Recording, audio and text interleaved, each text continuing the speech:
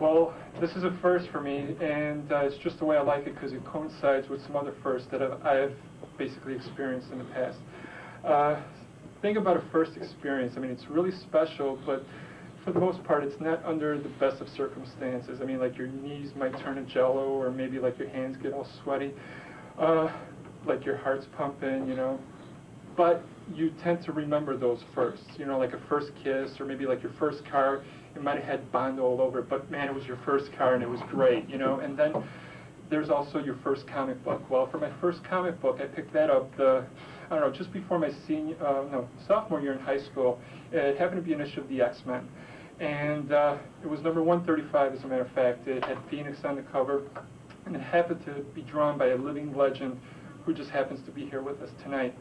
But for my very first experience, I would have to go way back to Italy before my family and I came to this country. I must have been about 5 or 6, and I was playing outside in front of my house, and I noticed by my feet a piece of paper. It wasn't like a piece of paper, it was just like a little chunk of paper. And it didn't have a hologram on it, didn't have any of that foil stamping stuff. It had something even better. What it had was an image of Lee Falk's The Phantom. And he was standing in some bushes looking up into the distance. And oddly enough, when I came to the convention, I saw this beautiful statue. It was just like, unbelievable. There he is, looking in the distance, bushes. I was just like, this guy did a great job. So I'm thinking, you know, I don't mind so much those rough edges. I didn't know what it was. I didn't know where it came from. All I know was really special, and it had really big dots. I remember that because I was holding it really, really close because I just wanted to get everything out of that piece of paper. After John Byrne got me hooked on comics, I thought, well, you know, I wish I still had that piece of paper. But when I was packing to come to this convention, I realized that I've always carried that little piece of paper with me everywhere I went. I can't thank Mike enough for having these wonderful people at this convention, because what happens for me is I get to go full circle. I mean, the very first time I ever bought a DC comic book, because I was a Marvel zombie, thank you, John, and it turns out that the only reason why I bought that issue of the Teen Titans was because George Perez drew it, and George Perez is here with us tonight. After turning pro, the very first time I ever attended a panel, I had the distinct pleasure of sitting next to Martin Odell. Had a chance to, you know, talk about those groovy Green Lanterns, and I couldn't have been happier. I was just as nervous then as I am now, but something about those first-time experiences. But the one thing that I want to be able to do is thank Lee Falk for sparking that initial joy that has encompassed my entire life. I had no idea at the time how much comic books would be a part of my life, and I can't imagine my life without comics. And you could actually reach people even across an ocean, and it's just amazing to me that I'm standing here where you are, Mr. Falk, and I wanted to take this opportunity to thank you for all those people who are not as lucky as I am to be standing here to thank you for all those wonderful adventures. Would you please help me to welcome Mr. Lee Falk?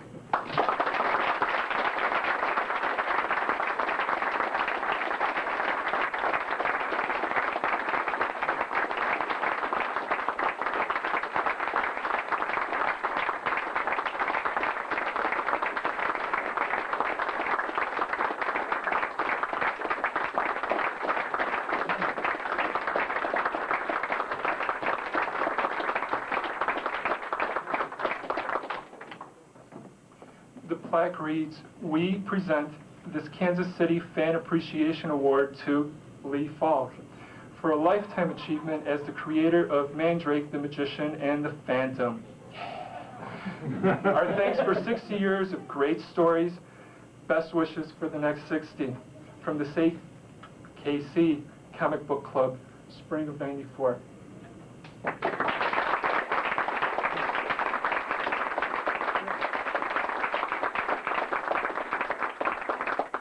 Thank you, Francisco. I was very touched by your story. Sorry. It kind of moved me. There was one other story from Italy around World War II, and this is long before your time. And which I heard about afterwards. I met this young man. He was with the Italian airline. He told me that during the invasion of Italy by the Americans, we'd bomb, and his home and his people were all destroyed. He survived, a little kid.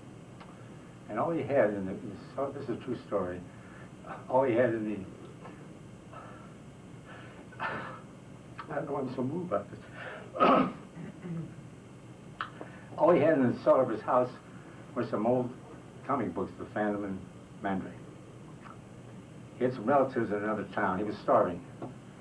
He managed to get these books out of the cellar of the bombed house, and somehow he sold them. Who he sold them to, I have no idea.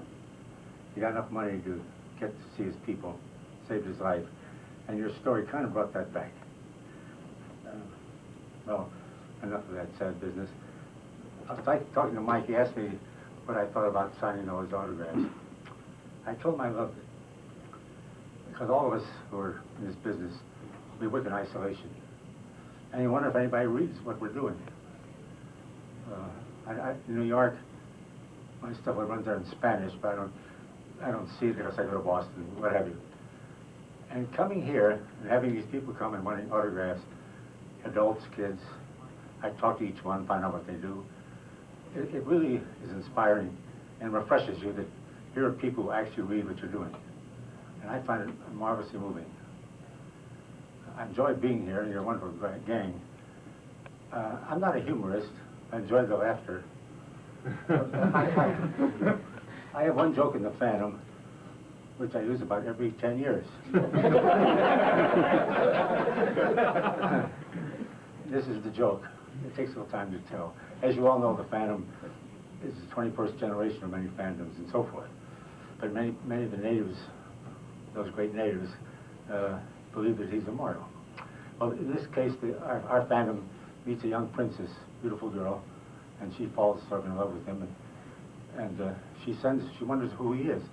She sends her duenna out into the jungle. The woman comes back and says, oh, he has the strength of 10 tigers and the wisdom of owls, they told me. He's also 400 years old. She said, oh, that's ridiculous. He's as strong as him. He said, no. I met this old man whose grandfather saw him, his great-grandfather saw him, so forth. She's so silly. That night, the joke is coming. Takes time. That night she's sitting in front of a mirror, brushing her hair, and she's thinking, 400 years old. I'm 22. When I'm 30, he'll be 408.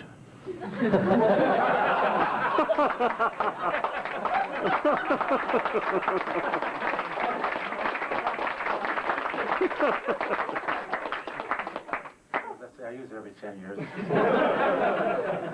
I'm glad I got a laugh out of you, too. It was a pleasure to meet you, all you men. You're of the new generation. You're doing a wonderful job in the books. I see them now and then. And as I said today in the little talk, I've always worked in newspaper and occasionally reprinted in comic books. But it's kind of a parallel universe, the comic books. And all the time the newspaper strips went on, there was another thing growing into a marvelous thing. And the artists and writers in the comic books are just terrific. And the quality of it, and also the remuneration has gone up. In the early days, it wasn't worthwhile, hardly worthwhile doing a comic book because what they paid was so little. They worked so hard. But now, I understand, well, I know that it's very good. I think that's wonderful. So this industry goes on. I looked at the Kansas City Star today, 2 pages of comics. I don't know how many, maybe 24. So it still goes on. Gentlemen, I thank you very much for having me here. I enjoy being here. I thank Mike, Bud, and Sporting Life here. And I was a little shocked that Jeremy didn't know who Sporting Life was. You know, Porgy and Bess. He's the bad guy. Sporting and Bess. Okay, thank you very much, gentlemen, and I hope to meet you all again sometime. Well, thank you very much.